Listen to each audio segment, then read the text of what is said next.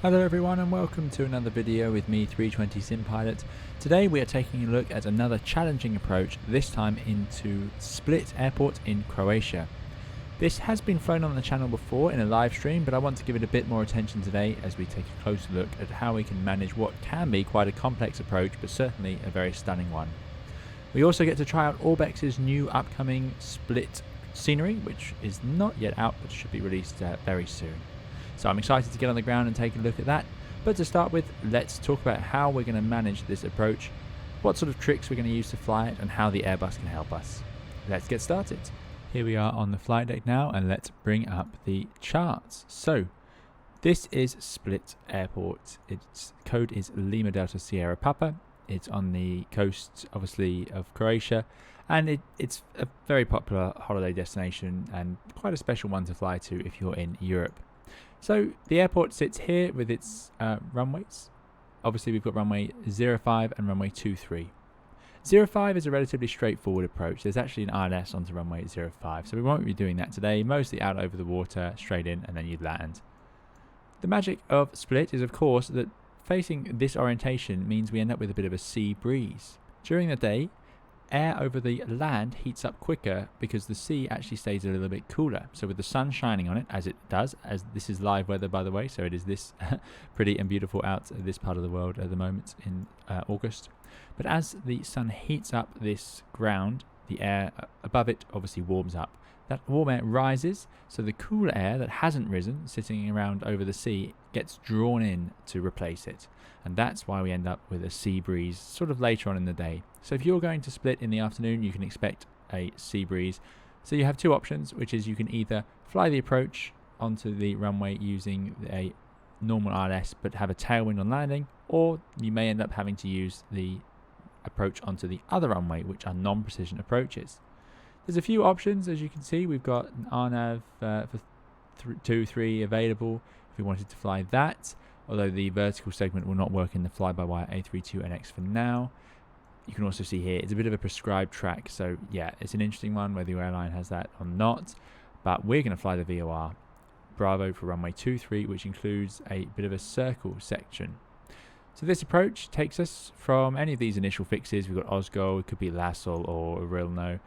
What we do is we simply intercept the 019 inbound to the VOR. I do have a video on tracking available on the channel if you would like to see those. But we're going to intercept this 019 up towards the Split VOR, which is not at the airport. You'll see it's on this little island out to the side. We track inbound 019, having descended to initially 4,000 feet, but as we turn inbound, we can actually descend down to 2,500 feet. That leads us to the 5 miles from the VOR, 5 miles from Sierra Papa Lima here. At this point, we can descend down to our circling altitude. Today, that would be 2,040 feet. So I'm just going to put 2,100 feet into the window. We can't select 50s or 10s, I should say. We can't select different 10s on the Airbus, so I'll round it up to the nearest 100. So 2,100 feet. We're going to then level at 2,100, head over to the VOR, make our right turn out. Just as we pass the VOR, we're going to start our descent. We're going to carry on descending as we head around this turn here. We start the turn at 3.4 miles outbound from the VOR. So a few things we need to do to fly this. We absolutely have to have the VOR tuned because we're going to be using it at all stages of this approach until we're turning visually for the runway. And we're also going to fly it in track FPA mode. That gives us the most control, so selected modes.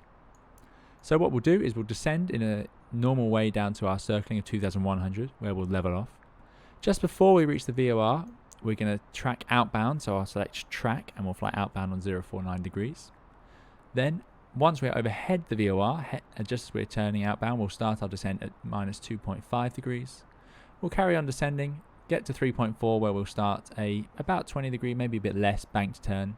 We'll see what the conditions need to keep us within this terrain. The big threat being the hills over here, so we want to make sure we turn inside those hills. That's the whole point of this procedure.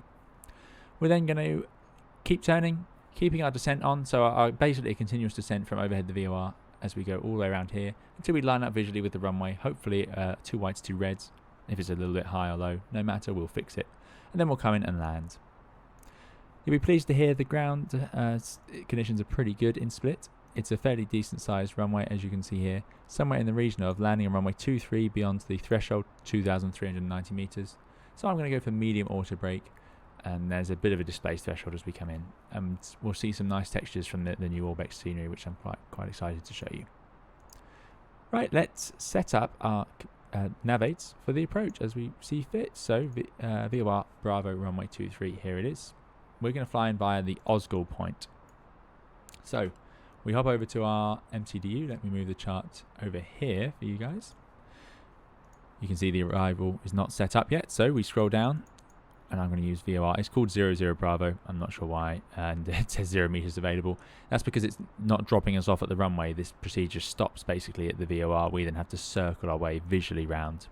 So we will need to be visual at that circling altitude of 2,100 feet. We need to be able to see the airport. Then I'm going to put approach via, and we'll go via, as we said, Osgol. We could put Lassel and head straight in from there, but that makes it a little bit awkward. And that's it. I'm going to insert those. Here it is, Osgol, Lassel, final fix 019, which is talking about this point, FF019, and then to the Sierra Papa Lima. At this point, I want to point out that I am using the experimental version, and I don't mean the experimental version from the installer, I mean the unreleased version of the lateral navigation, custom lateral navigation that Fly-by-Wire are currently working on. So this is not yet released in the installer, this version. It is available publicly on the Discord, but you have to go digging for it, so I don't recommend it. It's very unstable, it breaks things, it doesn't use other things, so I'm just using it for today. But you could fly this purely using Track FPA if you wanted to. It is just a raw data VOR approach. We're not going to use too many of the lateral navigation features. But if this looks different to what you've got, that could be why. Okay, a slight change of plan here. We're going to route direct to the Lassel point. If you look at the chart, there's no issue doing that. What we cannot do is route direct to the final fix here, the D5 SPL, because that's where we begin our descent. So what we're going to do is route to Lassel, because we're basically pointing straight in. It seems silly to go out to Osgol and back round and in. So we'll route to Lassel, head in on that VOR inbound 019. So let's continue setting up the aircraft. I've printed off the weather already, so we're going to go to our performance section, as we've set up the flight plan page now. So we go to performance. Sorry, actually, let's do RadNav first, as we would do. So we go flight plan, RadNav, progress, perf, fuel, secondary. So let's go to RadNav and load in the Sierra Papa Lima VOR. Oh, not that one. Sierra Papa Lima. Inbound course 0. Oh, no, before we do that, we must select the right one. Obviously, we want the one that's 44 miles away. Don't worry, we won't be flying the whole way there. I'll speed things up for you. But there it is, 115.7. Inbound course is 019, so we can tune that. You would probably tune this both sides. There's no other VOR we want instead. So we'll tune it in there. Great. We have no localizer, no ILS, and there are some NDBs around, but we're not going to be using them for this approach. You can see there is an ILS DME 110.5, but we're not going to display that because if we do, we could just confuse things, get a back course or something, and I'm not too fussed about it. We need to be visual. Crucially, we have these VOR DMEs, so that's what's most important today. 3.4 SPL, and then again, we must not cross the 4.6 while we're out here. You'll notice the Cat D max 180 knots. We're in a Cat C aeroplane, so that won't affect us anyway, but we're going to be well below 180. We're actually going to treat this very much like a circling approach, so we're going to head to 5 miles, gear down, flap 3. As we come down this slope, gear down, flap 3, we'll level off at 2,100 feet. As we start our final descent, overhead the VOR with 2.5 degrees, that's when we'll go to flap full, and we'll use flap full for the rest of the descent round, obviously, until we land. So that is the RadNav page. Progress page, I'm going to put Lima Delta Sierra Papa 23. 40 miles away, which makes sense. Otherwise, accuracy's high, but again, we're not using any of the managed modes today, or we don't plan to. Right, finally, performance. QNH 1008 outside, and we've got a temperature of 25 degrees, so it is indeed a lovely warm day, and a wind, as you can see, 220 at 7. So no surprise, as we've gone later into the day, the wind has turned into that sort of that headwind from that sea breeze, meaning we're going to have to use this runway.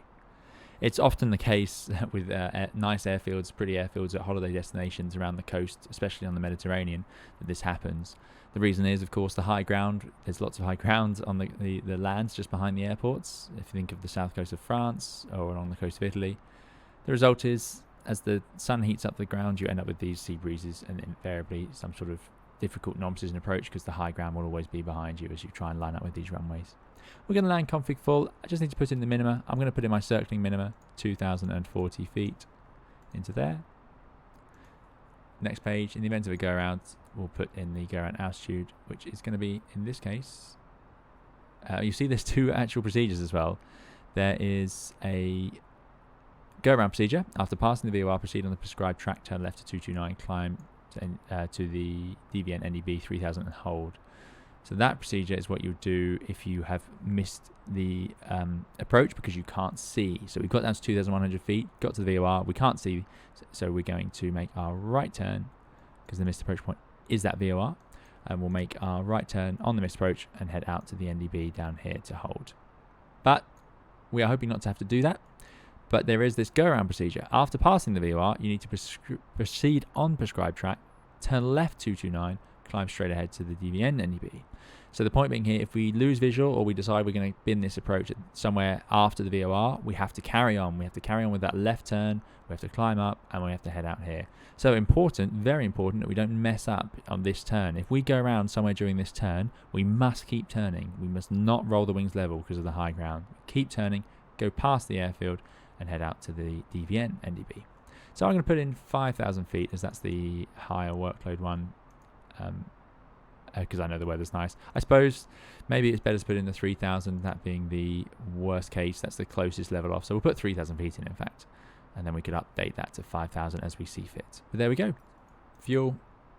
Oh, naughty, I should have done that earlier. Yeah, we are doing all right for fuel. Secondary is not working in this mod at the moment. In terms of fuel, by the way, we have 8.7 tons. We have loads of fuel. We're going to go for medium auto brake to make that work. For some reason, my medium auto brake in this build doesn't quite work with the Thrustmaster TCA add-on. Again, this is a very experimental build, so liable to have things go like that in it. So no concerns there. And here you can see our route. Lassel is coming up. We're now only about 10 miles away. So it's time to descend down. Let's get down to our initial altitude of 4,000 feet. Bus side open descent. And I will put the chart back up in the corner for you. Lassel, remember, in theory 4,000 feet, but we can actually be down at 2,500 if we're heading straight in. That would be from the hold. We'd arrive there at 4,000, and then you would descend down the outbound leg. But we're not doing the hold today. So we're going down to 4,000 and then 2,500 feet to make sure we arrive at 5D from the SPL at 2,500.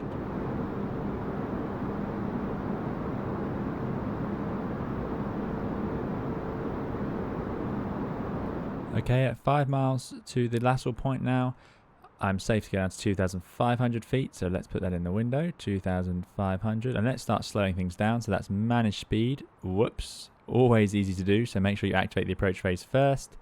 But you'll see that the engine spooled up for a second there, speed increased quickly. Oh no, sorry, we were in open descent, so it put the nose down, so not too disastrous actually.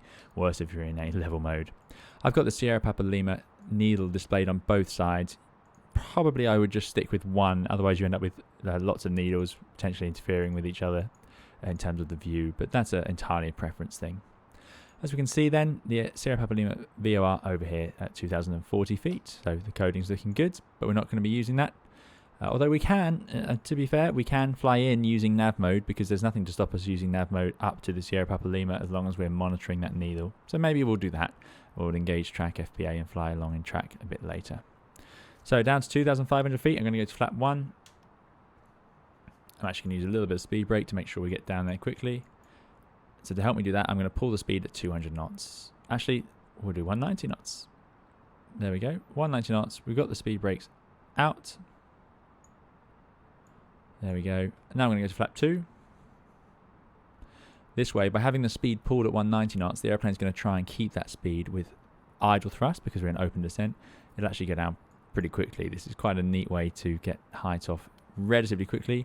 Downside being that is a very high rate of descent, so I don't want that for too long. There you go, too late, so we've got speed out star. I talked about the dangers about star in a previous video. So we're 1,000 feet to go now, arriving almost at the final fix. Let's go to gear down. We want to arrive there level at 2,500 feet, gear down flap 3, which is what we're going to do.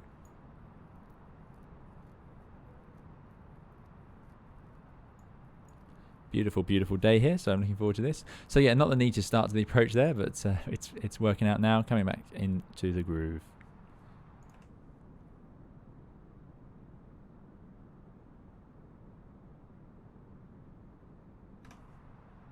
speed brakes going away.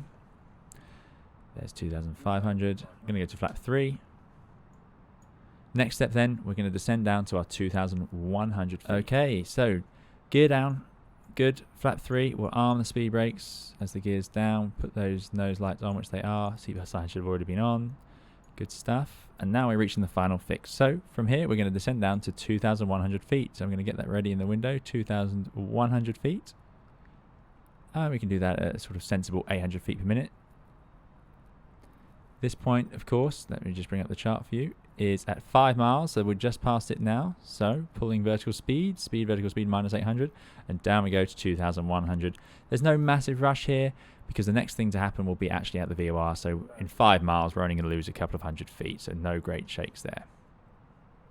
It's about to get a little bit more complex though. So what I'm going to do is I'm going to go to track FPA. There we go. So you see FPA minus 2.9. In a second, that will level off without star. What we're going to do is we're going to get ready to make that right turn because we are now here, level at circling altitude. We're going to go right to 049. I'm going to do that about 0.3 miles from the VOR. Minimum. Okay, so I'm going to start my descent from 2,100 feet. Sorry, I'm going to start the turn onto 049 slightly before the VOR, about 0.5. So there goes 049 into the window. And if we look, Sierra Papa Lima 0.5 has just passed, so I pull that, track, turning right to 049.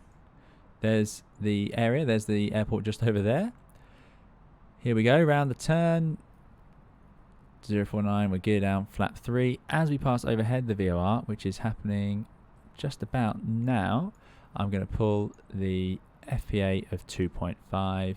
There it goes. So there's 2.5 FPA, and we'll go to flap full. We'll check that the cabin is ready for landing.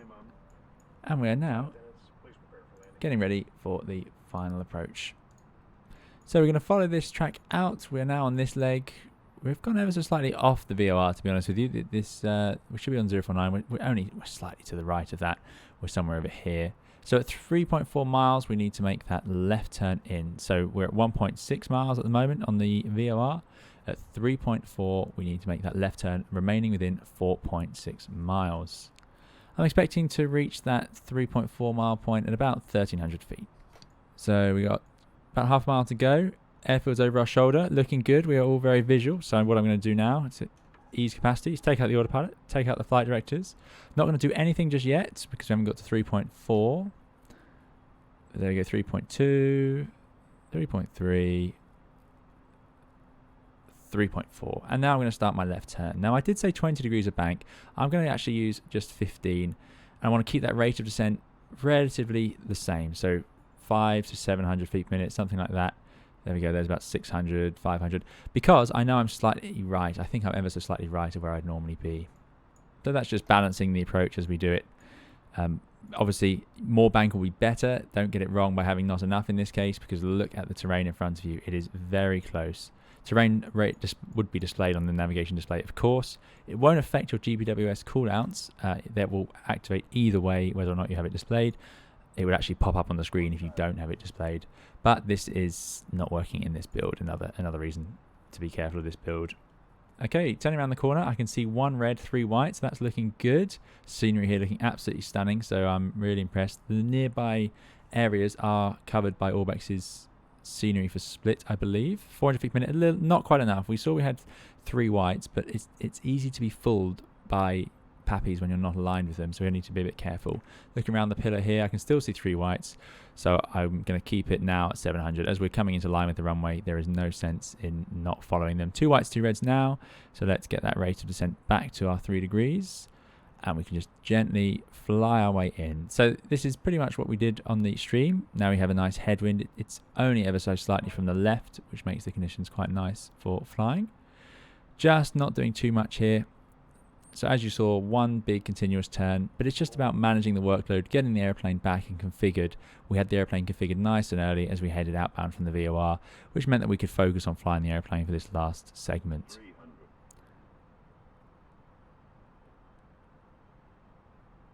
There we go, lined up on final, just aiming visually now for that touchdown point. We don't want to be 2 heads in for any of this part. Remember, we've got lots of terrain out the windows.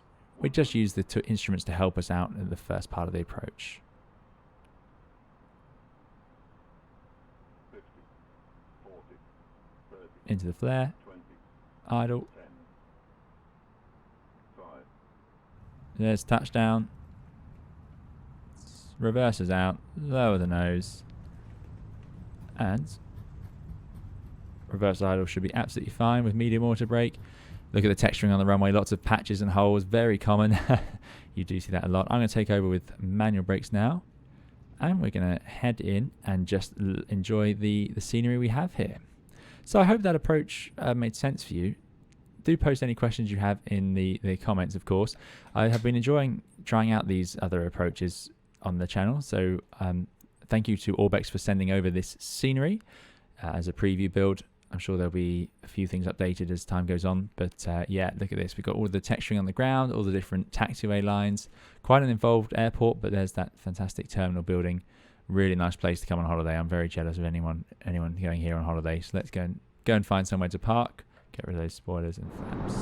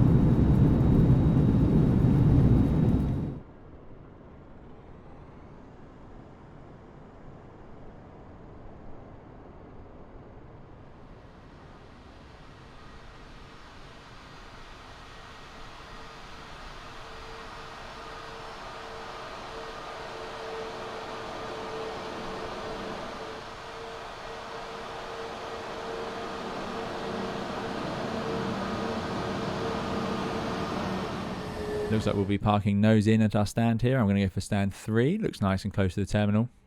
Look at the little walkways in the shade. Yeah, very nice. This will be a taxi on, taxi off stand by the looks of it. So I can tell that because of this arc to leave again. So you'd have marshallers here guiding you very carefully to make sure you don't bump into anything. But we would park nose in like this, and then when it was time to leave, we would have to get a very tight turn on. So we would use both engines to taxi out. There'd be no sense doing it on one, because one engine can be a little bit difficult to do things like that. So we'll get ourselves right up on the line. The nose wheel's going to follow those lines. We don't want that tail sticking out over the taxiway. Parking brake is set. And there we go. Even that wasn't quite as far forward as we could go. As you can tell, it's always quite difficult to judge in the Airbus. So let's take a good look around the airport. So having parked up, although not quite shut down, what we're going to do is just take the drone for a spin and have a look around the airport. You'll notice there's lots of PBR textures, which I've been quite impressed with. You can see how that nose light that I've left on is actually reflecting. They're incredibly bright, those LEDs, and they're shining off the windows over there, but you can get the different sense of the different materials. If we go inside, there's a full terminal modelled, so this could be nice if you're trying to get some specific shots. As you know, on this channel, I'm always a fan of sort of diorama style settings, so I quite like having interiors to the sceneries I'm looking at. Yeah, very spectacular airport to come and visit, no doubt about it. Very nice place. As we whiz along, we'll just pop outside. We've got lots and lots of custom scenery and areas. We've already noted the nice taxiway markings and textures on the runway, the sort of dug up areas. Usually these things are dug up because runways obviously have a lot of lighting involved, so you've got lights that run along. Actually, I'm not sure if there's centerline. It looks like there aren't centerline lights, but still there's often wires and things running around to power those edge lights, if not the centerline lights. So those have all been added, which is always nice. Some runways are very rough as a result and could do with a big resurface, but yeah, there you go. As we go beyond the main terminal, we have obviously the car park and the walkways all modelled, which is really nice.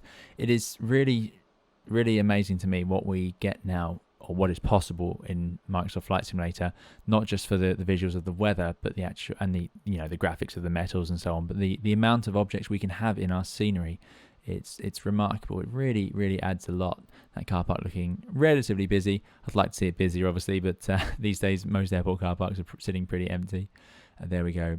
There is also more scenery included for the area around the airport. So there is approximately another 62 square kilometers of ortho imagery, as well as they've included some churches, stadiums, bridges and marinas. So let's go see if we can find a couple of those. So here we go. If we go just a little bit to the west of the airport, you can see down here some really nice scenery. This is exactly why you would go to Split on holiday. If you look at this, absolute joy. And we've got these little marinas here, nicely done, 3D modeled boats. Again, just crazy what we're allowed to have now. Absolutely love it. And there we go, a nice little marina. Wouldn't you just love to be walking around there in the sunshine, getting a gelato or something? There's a little church over there.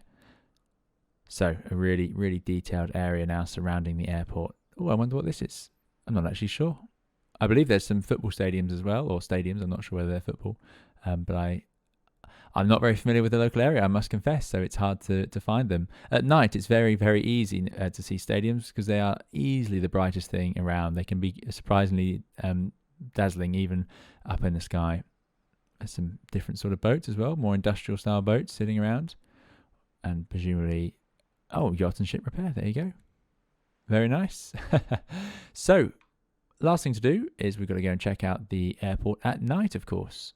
Here we are at night then, and of course, no centerline lights as we suspected earlier. Quite typical of airports of this scale, especially with non-precision approaches.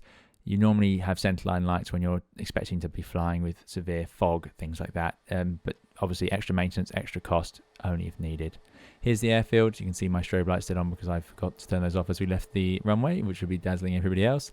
And we've got the dynamic lighting of the actual area, which is very nice. So there you go, terminal building.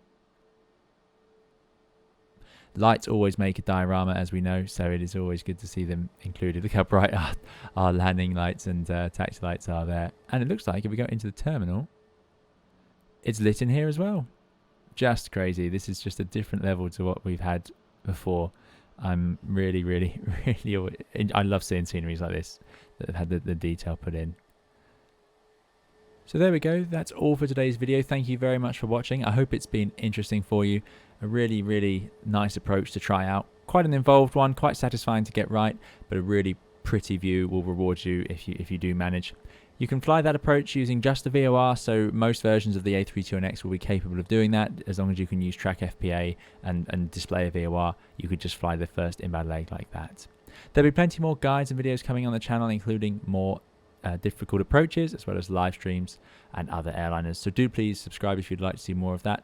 Otherwise, please do keep safe and well. We'll see you again in another video or live stream soon. Thank you. Bye-bye.